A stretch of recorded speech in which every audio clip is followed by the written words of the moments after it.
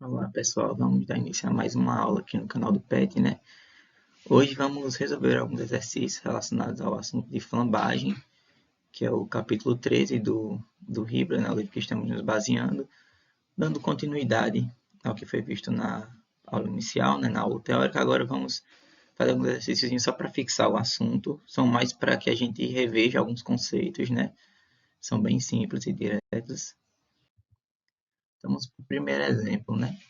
O elemento estrutural W1246 de ASA36. Então, aqui o que ele está nos dando, né, é o nosso perfil mostrado na figura ao lado, deve ser utilizado como uma coluna acoplada por pinos. Determina a maior carga axial que ele pode suportar antes de começar a sofrer flambagem ou escoamento. Então, aqui, pelo enunciado, né, nós temos o nosso perfil de aço e é extremamente importante essa informação aqui, de que ele é acoplado por pinos, né? Então, nós sabemos que é biarticulado, né?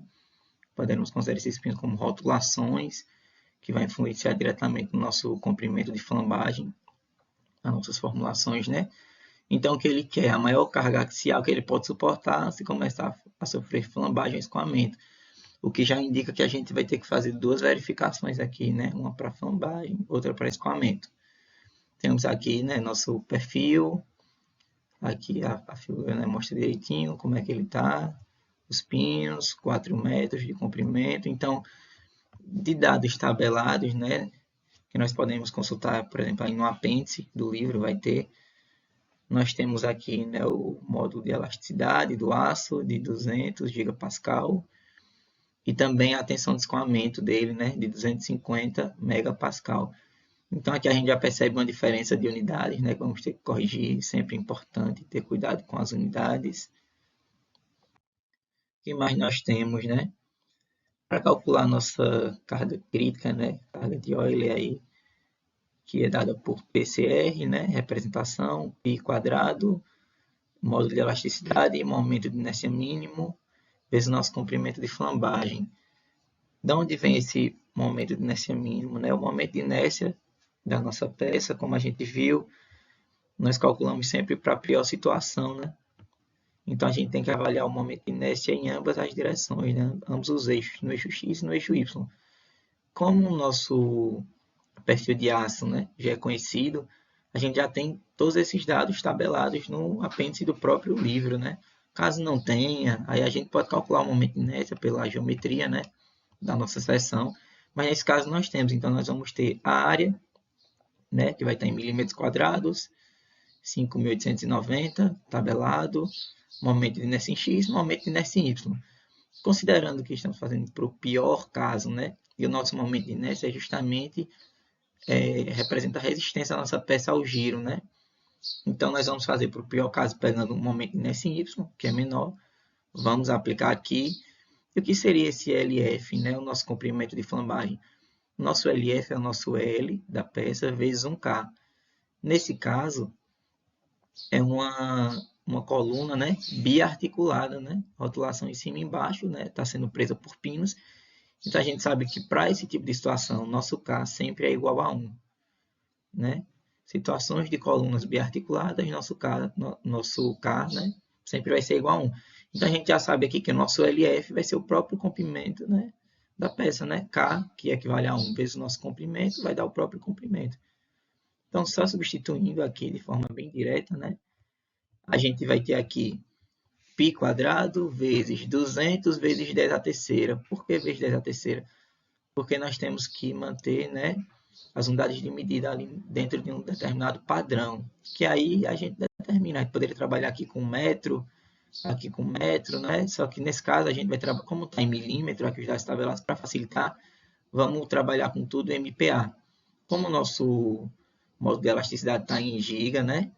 Para botar para MPa, a gente 10 a terceira aqui. Então, 200 vezes 10 a terceira vezes aí o nosso momento de inércia em Y, que a gente já percebeu que é o menor momento de inércia, então vai ser nossa situação mais crítica, né? Nosso pior caso, dividido. Aí lembrar de converter o 4 metros, né? A gente colocou aqui para milímetro, nosso K, 1 vezes o nosso comprimento, Então, nós vamos obter aí, né, uma carga crítica de 1.887.570.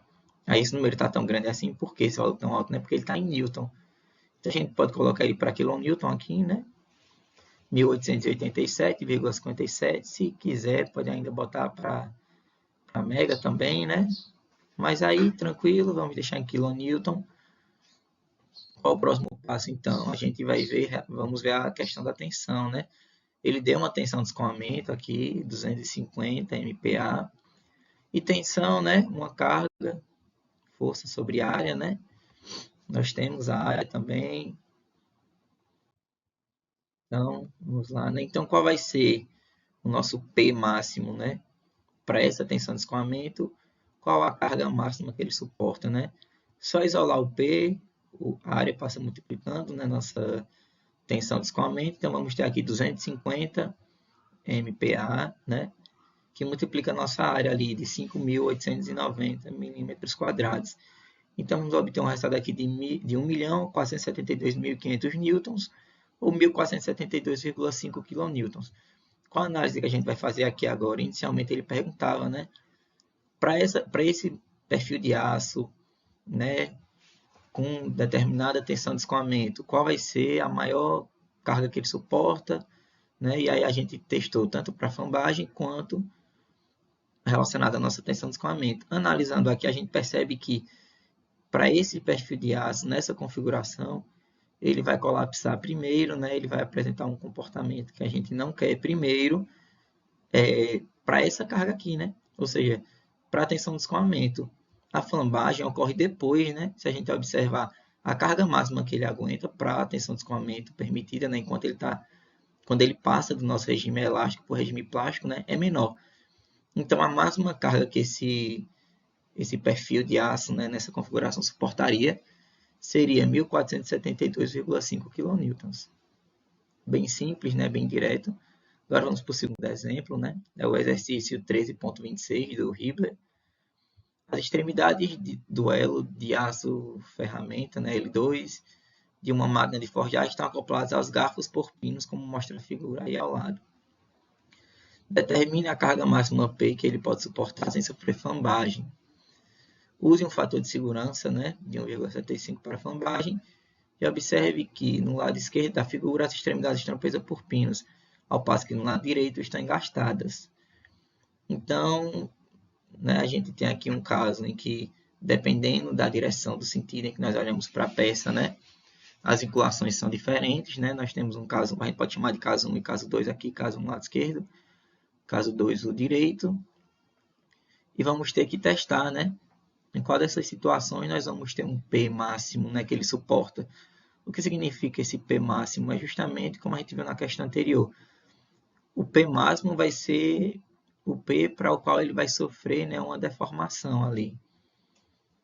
Então, fazendo aqui, né, aplicando nossa carga crítica, né, de Euler, né, como queira chamar, bem simples, né?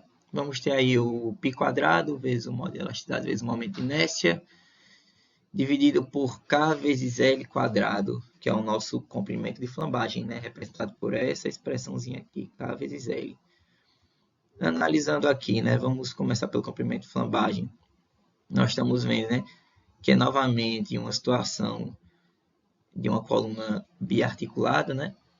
A gente pode dizer, né, uma rotulação em cima, uma rotulação embaixo, podemos considerar assim. Então, nosso K, né, nossa, como é que eu posso dizer, nossa variável ali, nossa condição de contorno, melhor dizendo, nossa condição de contorno ali é 1, né, nosso K é 1, vezes os 600, né, a altura. E aqui o ponto é justamente que nós vamos analisar em duas direções, né. Para o primeiro caso, nosso momento de inércia, né, BH ao cubo sobre 12, a gente vai ter uma configuração, a seção vai estar em uma determinada configuração, né? Então, nosso B é 12, nosso H 36, dividido por 12, né? Então, esse é o nosso momento de inércia para essa primeira configuração aqui. Substituindo tudo, né? Aqui, de forma bem direta, né? Na calculadora, a gente vai ter aí 255.820,14 newtons. Aí vamos para a segunda parte, né? nossa tensão crítica. Então, qual vai ser a nossa tensão crítica, né? Vai ser a nossa carga crítica dividido pela área, né? A carga crítica que a gente obteve, a área 36 por 12, a área da nossa seção transversal aqui, né? A gente percebe aqui, ó, 36 vezes 12, né? 592,18 MPa, certo? Agora a gente vai pegar essa nossa tensão crítica e vai comparar com a tensão de escoamento, né, desse material. E onde é que encontra esse tensão de escoamento? Né? Novamente, no apêndice do Hibbeler, ele já dá, né? Então, por que eu faço essa verificação? Justamente seguindo um exemplo 1, né, onde a gente queria ver se o nossa estrutura, né, nossa coluna ia sofrer uma ruptura, né, posso dizer assim, uma deformação por flambagem ou devido à tensão de escoamento, né? Porque alcançou o limite, né? Saiu daquele comportamento elástico e já está entrando num comportamento plástico. Nesse caso aqui a gente percebe que a nossa tensão crítica é menor do que a tensão de escoamento. Então, para esse primeiro caso, ele sofreria, né, um efeito de flambagem, né? Porque a tensão de escoamento ela é maior, né, do que a tensão crítica que a gente encontrou. Então, agora a gente tem que verificar também para o caso 2 agora, né? Mesma formulação, só que qual o ponto, né, para o caso 2? A gente está vendo aqui que agora ela é engastada, certo? Então, nosso K já não é mais 1, nosso K passa a ser 0,5, engastado em cima e embaixo, né, nas duas extremidades. Se a gente lembrar lá de onde vem esse K, né, a partir da análise do diagrama de momento fletor, né, a gente vai entender o porquê desse 0,5. E o nosso momento de inércia, né, o B, H ao cubo sobre 12 agora, inverte, né? O 36, né, passa a ser o nosso B aqui, nossa base. O 12 passa a ser nossa altura. Então, por essa análise aqui do nosso momento de inércia, a gente já sabe o que esperar do resultado, né? É bom a gente ter esse discernimento, né? Porque às vezes a gente se atrapalha um pouquinho e aí encontra um resultado, acho que aquele resultado está certo. Às vezes só por uma análise ali inicial a gente já consegue ter uma noção do que vai encontrar. Então a gente vai ter uma carga crítica aí de Euler, né, de 113 mil. Cadê? 113.697,84 newtons. Agora, para a nossa tensão crítica, né, a gente vai ter a carga crítica dividida pela área, como fez no caso anterior, né, nossa carga crítica acabamos de encontrar, a área 36 por 12, né, vamos obter aí 263,19 MPa. Novamente, vamos testar, né, relacionado à nossa tensão de escoamento, que é de 703 MPa, é menor, então também vai sofrer flambagem, né, caso seja aplicada a carga. Agora vamos para a análise final, né? Por caso 1, a gente teve uma carga crítica de 255,8 kN, né?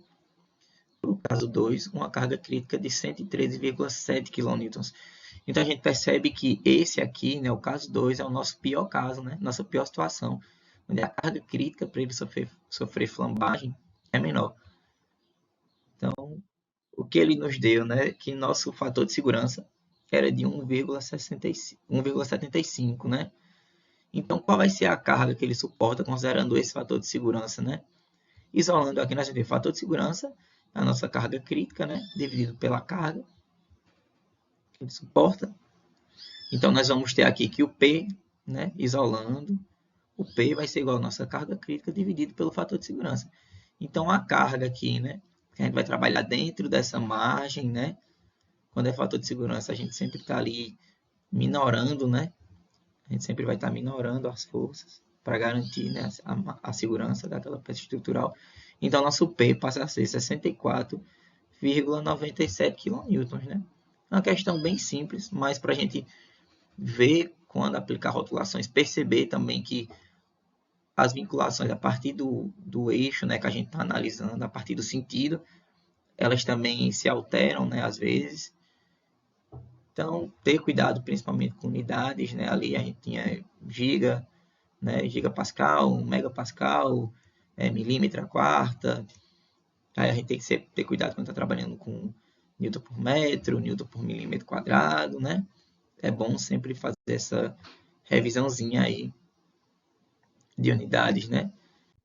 Essa aula, assim como a anterior, né, foi baseada no livro do Hibbeler, Resistências Materiais, sétima edição. Então, aconselho que deem uma olhadinha lá, resolvam outros exercícios. Ele tem exercícios com treliças que são bons de resolver também, que vai exigir alguns conceitozinhos. Obrigado, né, pela atenção. Até a próxima aula. Se inscrevam no canal, deixem o like aí se gostou. Podem deixar sugestões de vídeos também para a gente fazer. E até a próxima.